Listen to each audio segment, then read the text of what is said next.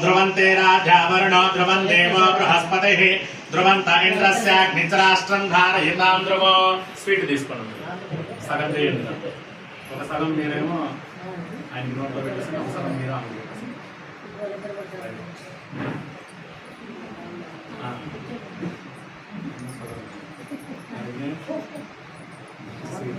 దాంట్లో మూట కట్టేసి